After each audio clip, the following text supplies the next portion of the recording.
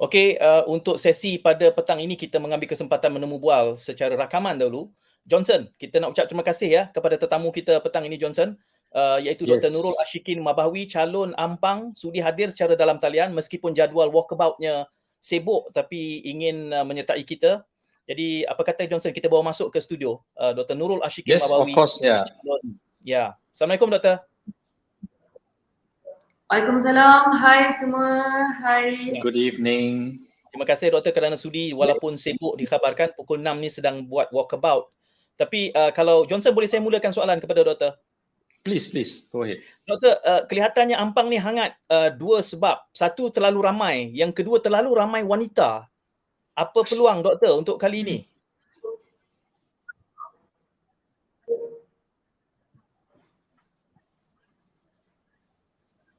Apa peluang untuk kali ni Okay. Memang betul persaingan di Ampang ni sangat sengit. 9 penjuru dan majoritinya adalah calon wanita. Dan kalau kita tengok secara tradisinya memang Ampang ni diwakili oleh wakil rakyat wanita. Sebab dia mungkinlah sebab pengundi wanita dekat Ampang ni lebih aktif bersama wakil rakyat, mungkin. Tapi kalau kita tengok taburan pengundi dekat Ampang pun, bilangan pengundi wanita dia agak tinggi. Itu melebihi 60,000 dan I think that's the reason lah kenapa dia jadi hot seat antara wanita. Tapi secara peribadi saya sebenarnya meraihkan kita ada ramai ahli politik wanita yang bertanding untuk Parlimen Ampang ni sebab kita memang ada misi untuk meramaikan wanita dalam politik dan lebih baik kita ada ramai wanita dekat dalam Parlimen supaya suara wanita tu lebih didengari. So ini memang persaingan yang sangat sihat. Saya happy dan saya sangat meraihkan persaingan ni. Okey, sebelum Johnson bertanya, cuma respon balas balik saya pada doktor adalah kami juga ingin melihat representasi wanita yang lebih ramai dalam parlimen. Cuma apabila semua berkumpul di satu tempat, akhirnya yang ramai-ramai itu satu saja yang akan menang. Itu pun kalau wanita yang menang. Jadi kita mengharapkan taburannya itu lebih merata lah. Itu pandangan balas kami lah. Tapi tak apalah sebab semua merasakan, ramai calon wanita ni merasakan Ampang tu punya potensi yang tersendiri. Silakan Johnson. Yes, I think the reason why there are so many women candidates is also because so many parties want to defeat the so-called party hopper or frog, for lack of a better term, right? Doctor, what's your comment on that? I have different reason to contest in Ampang. My reason to contest in Ampang is not to defeat the incumbent wakil rakyat in Ampang, but my main purpose to contest in Ampang is because Ampang is one of the main hotspot for flood and landslides, and I would like to use my expertise and knowledge in risk resilience and disaster management for Ampang, and that's the main reason. I want to contribute to the Ampang society. Defeating the incumbent frog in Ampang is not one of my purpose, and I believe that it is about time for us to change the political scenario. We must elect the politician that will really serve the constituency and not just because of their personal political agenda. Jadi mungkin sila Johnson. So to follow up, I think yesterday Akram Shah shared with us you have a lot of expertise in this area. So could you tell us, I mean, what are the main reasons for this flooding, Ampang being a hotspot? Because very often when you speak to all these politicians, they'll say, oh, sometimes it's act of God and all that, you can't help it. But I believe a lot of it has to do with our poor policies in terms of the environment. And now with the climate crisis, what's your take on that? Improper land use planning, obviously the main reason. Improper drainage system. We don't even have connected drainage system to curb the flooding in Ampang. And not just that, we also lost our natural water catchment area in Ampang. So I think that's the three main reasons that I can already give you. And of course, the river around Ampang are very prone to flooding. Okay. And of course, we cannot forget that we have the issues of climate change. That will make it's quite difficult for us to predict the flooding in Ampang. kita terima bidang kepakaran doktor ya, tetapi untuk menguruskan isu yang doktor sebutkan ini bukanlah satu pendekatan yang hanya melihat satu parlimen, kerana dia ada rantaian punca dan sebab. Dalam keadaan incumbent merupakan seorang menteri kabinet pun gagal melaksanakan dalam satu tempoh durasi masa tertentu, how would you do it differently dan menjamin bahawa apa yang doktor nak buat kali ini berbeza daripada incumbent dahulu? Sewaktu saya buat kajian mengenai pengurusan bencana sewaktu saya di Jepun, dan benda ni bukanlah hanya terhad kepada sewaktu saya buat kajian bencana alam, tapi waktu saya terlibat dalam kajian perancangan bandar dan wilayah. Decision maker dalam negara Malaysia adalah ahli politik. Walaupun kita ada perancangan bandar dan ada jabatan perancangan bandar, kita ada local authority, tapi kalau kita refer balik pun Akta 172 perancangan dan bandar, dia akan berbalik kepada decision maker iaitu ahli politik, sebab ahli politik yang berada dalam parlimen. So in order for us to change something, I have to be in the system. Memanglah saya nak bawa agenda-agenda perancangan bandar, agenda-agenda disaster risk resilience, but kalau saya tak ada dalam sistem tu untuk bawa perkara-perkara perubahan itu ke dalam parlimen, dia akan sukar. In the end, kita perlukan suara yang lebih lantang di parlimen. Sebagai contoh, saya selalu cakap mengenai pindaan arahan nombor 20, iaitu satu direktif executive order daripada Pejabat Perdana Menteri untuk kita menguruskan bencana alam dekat Malaysia. It is just a written executive order dan dia akan activate bila kita declare ada bencana. Dan daripada situ ada banyak loophole pengurusan bencana dari segi lack of coordination among agencies etc. Kalau saya sebagai hanya ahli politik pembangkang di luar, tidak berada di parlimen, saya tak boleh amend pun benda tu. Saya tak boleh bawa benda tu ke parlimen. Ya. Cuma untuk menjadi hanya dengan kita berada dalam ada sedikit gangguan internet di situ. Kita harap ayat yang terakhir itu tadi terganggu sedikit doktor. Ada buffering sedikit. Kalau doktor nak ulang ayat yang terakhir. Mana tu? Kena ulang balik. Kalau kita nak amend, doktor ayat daripada part mana? Amend, doktor ada sebut amend. Kalau kita nak amend, kemudian terhilang. Doktor nak sambung? Macam contohnya arahan nombor 20 yang saya nak pindah. Kalau saya nak amend sesuatu, saya perlu bawakan dia ke parlimen dulu dan dapatkan sokongan majoriti. Dan saya tak boleh buat benda itu tanpa saya berada dalam parlimen. Dan itulah the reason why kenapa kita perlu juga bertanding dan ada di parlimen. Kalau demikian doktor, tidakkah memilih parti yang lebih senior dan besar memberi jaminan doktor mungkin masuk dalam kabinet berbanding Pejuang yang tidak menjanjikan akan boleh mempunyai representasi yang kuat bagi membolehkan doktor hadir sebagai seorang menteri kalau menang?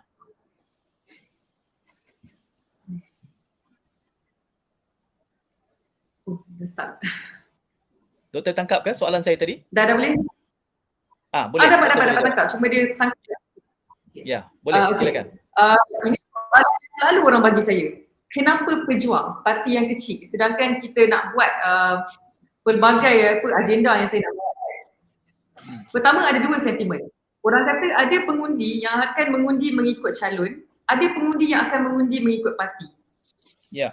Dan jika mereka tidak mahu memilih Pejuang sekalipun, saya harap mereka nilai saya punya background dan juga kepakaran saya dan undilah berdasarkan calon. Dan kenapa Pejuang? Parti yang lama yang dah well established seperti Barisan Nasional terpalit dengan isu rasuah.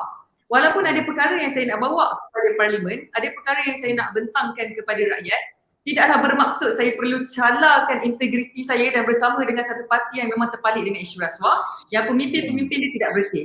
Regardless apa yang kita nak capai sekalipun, integriti saya sebagai seorang pemimpin yang bebas rasuah, yang itu saya perlu letakkan nombor satu. Then why not join PKR or Amanah, be part of PH? And why should I join and be part of PH?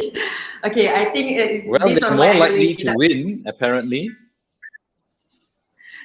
PH is not the only option for a pre-corruption political party, and I think we need to make that clear. We have another alternative as well, especially for the Malays. The main reason that we established Pejuang is to defeat UMNO, and we have to make Pejuang as one political party that will be an alternative to the Malays, so that they know that they don't even need to choose UMNO. UMNO is not the only political party to represent the Malay, and we have another option, clean, corruption free other than UMNO. So and that's the reason why I chose Pejuang. Right, I understand that part. In fact, yesterday we touched on this topic with Akram Shah, and I asked him about Pejuang or GTA not really representing the non-Malays, and you mentioned a couple of times Pejuang is representing the Malays. What do you think? I mean, for the future of Malaysia, your vision for Malaysia, do you see our country as a multiracial, diverse country where all races can be equal, or do you believe that it should be, Ketuanan Melayu? Even though Pejuang is a Malay party, we will fight for all race in Malaysia. It is actually a party for all, and that's the promise that I can give you, that we will fight for all, even though it is a Malay party. And in terms of that, I think we need to make clear about one thing. Even though that Pejuang is a Malay party and Malay-based party is ruling Malaysia, we have to look at the political scenario. We can't even put a Malay candidate in a Chinese area to contest because the Chinese voters will only the Malay area. We need to put. Okay. I think the line is bad there. Yeah. Okay, but Johnson. Sila dulu Johnson. No, I was going to say I got her point, but about that you can't put a Malay candidate in a Chinese area or a Chinese candidate in the Malay area. Well, this is because of she's back. Yeah. Johnson, she's back. Okay, you're back. Good.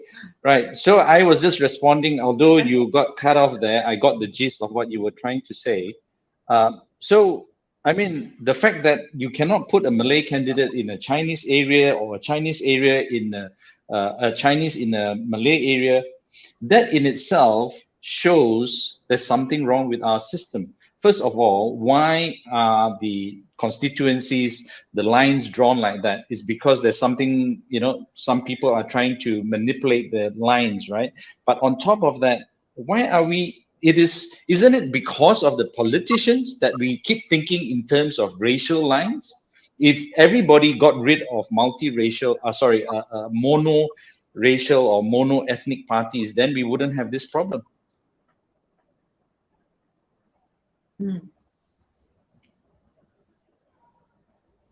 I think the main reason is that because we don't assimilate to the majority race in Malaysia, which is the Malay. Okay. We still have Chinese school, we still have Indian school, and we still have other races speaking with their own mother tongue language and not using only Bahasa Malaysia. Okay. We don't assimilate well.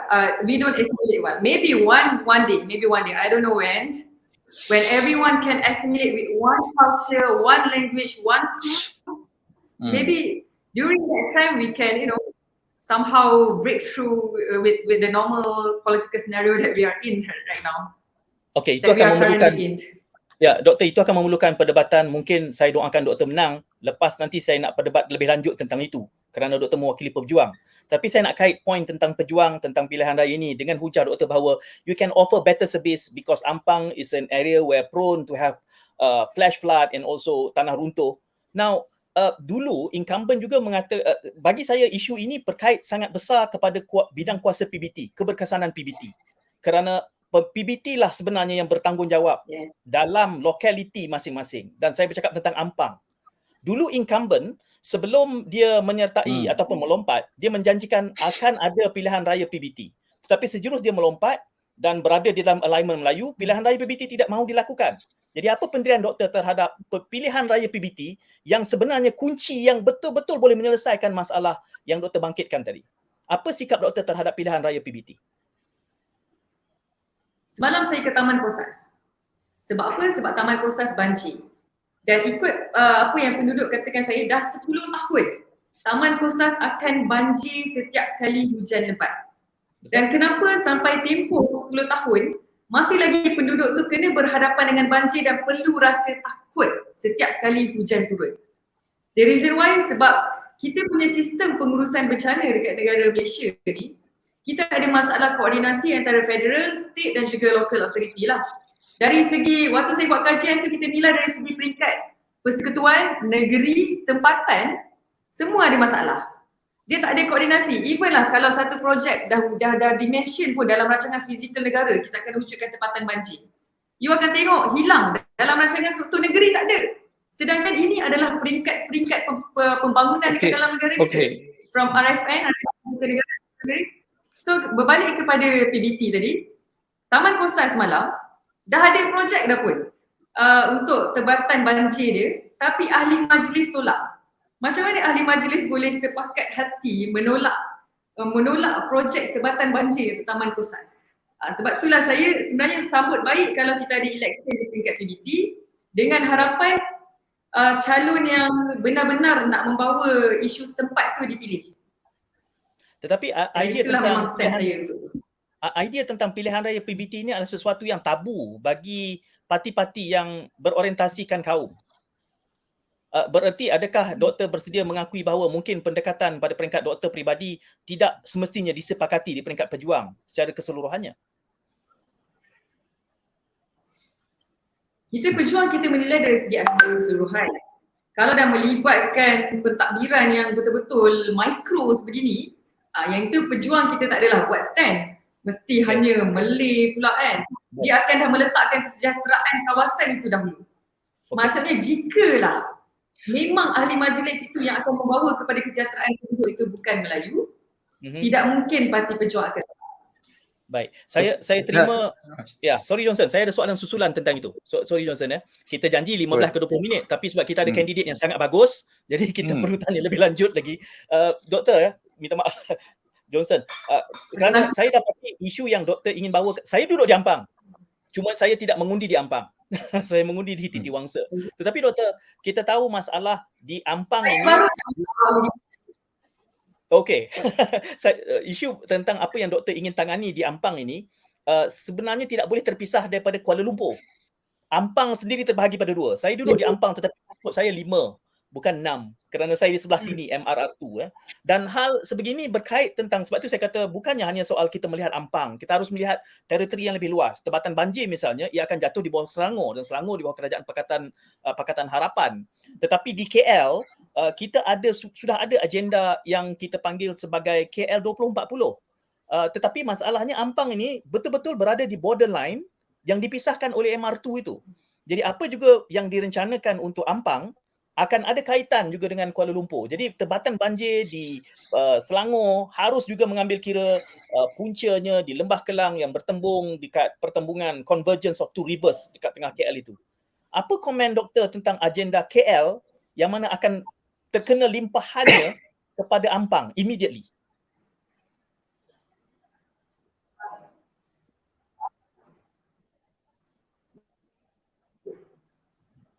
Yang lagi? Sangkut lagi? Tersangkut juga. Doktor dapat ke soalan tadi? Doktor juga dapat. Okay. InsyaAllah dapatlah Pak. Dia putus tapi saya rasa dapat. Okey. Apa-apa yang berkaitan dengan pengurusan bencana alam memang akan berkait dengan persempadanan. So bukan hanya konteks Selangor dan juga Kuala Lumpur saja, negeri lain pun sama. Kalau you repair satu daerah lagi ada kaitan dengan sebab apa saliran sungai itu berkait antara satu sama lain. Dan pada saya, kita tengoklah implementasi dia macam mana. Sebab tu dalam setiap kajian pengurusan bencana ni, saya tekankan koordinasi. Dan jikalah memang berjalan apa yang rancangan, masalahnya dekat Malaysia ni rancangan dia sekadar rancangan je, yang tak jadi pun. So, kalau lah memang betul-betul jadi, koordinasi yang selalu saya tekankan dalam kajian saya itu saya harap dilaksanakan. So dia akan boleh jadi menyeluruh. Saya bagi contoh, satu projek yang saya rasa saya harap sangat Malaysia akan implement walaupun dia akan memerlukan satu investment yang besar adalah high standard levy. Ini memang kajian saya sewaktu dekat Jepun. Dia adalah satu projek tebatan banjir yang panjang. Dia selesaikan bukan sekadar Tokyo tapi Saitama sekali. Hilang terus banjir. Dia akan jadi sama lah macam kes Ampang dan juga Kuala Lumpur ni. You selesaikan dekat one area, limpahan itu akan selesai daripada kawasan lain. Tapi political will is very important. Kalau ahli parlimen dekat kawasan Kuala Lumpur tu tak berminat, tak ada political will, why not bagi ahli parlimen dekat Ampang tu untuk bawa benda ni ke atas, mendesak baru projek tu jalan. Okay. So semua, Okay. KL Selangor semua dapat. All right. You're talking about implementation and coordination between the different government agencies at the national and the state and the local. I think there is something underlying all that which we hardly ever speak about. And just now you mentioned something that caught my ear. You said at the local level, it's okay lah. We don't have to look at it in terms of race. Just whoever can do the job, let them do the job. Now, before I ask my question, I want to ask you this specifically because you are a young, aspiring politician, and I am looking forward to new blood coming into politics in our country, hopefully bringing a vision that is for all Malaysians. So, you're saying at the local level that it's okay, doesn't matter what race it is. So are you saying that at the top level, Prime Minister or Deputy Prime Minister, we shouldn't have a non-Malay? Sorry again? So in your mind, is it acceptable to you to have a non-Malay one day to be the Prime Minister? Just for example, like Barack Obama, a black man in America becoming the president. Do you think it is acceptable in Malaysia that one day a non-Malay could be the Prime Minister? To answer that question, first I need to enlighten your previous question first. The reason that why I give you the previous answer is that when you ask me, what if someone is very good and contest in the local council, PBT area? Mm-hmm. If we don't have any other candidate other than the very good person that can somehow solve the issues of the local area, why not we choose that person? But that will be, of course, based whether he or she can get the support or not. So I think we need to somehow, take the race out of context, and I don't think that what the context that I'm trying to give here is something that race related. Is somehow that what I'm trying to give is that someone is based on the merit base, whether that he or she can solve the area or not, the problem in the area or not. Exactly. Then, so that's why what I'm saying is meritocracy is so important. You see, if we have the right person with the competency to do the job, no matter what level, whether it's local, state, or federal, they will get the job done.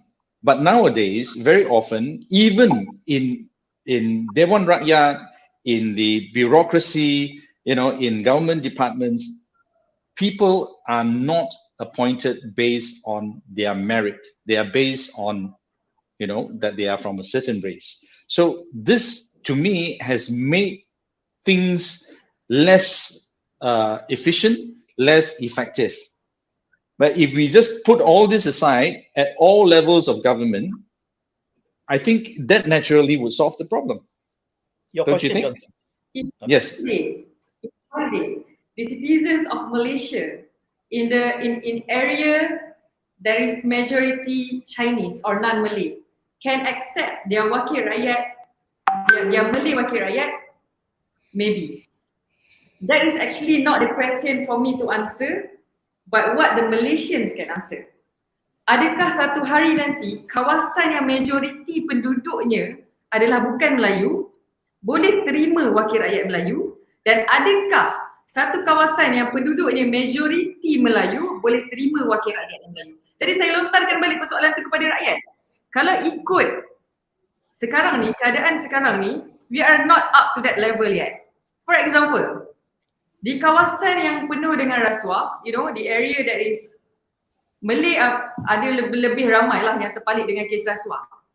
Can you put Chinese politician and tell the Malays that please stop, don't take corruption?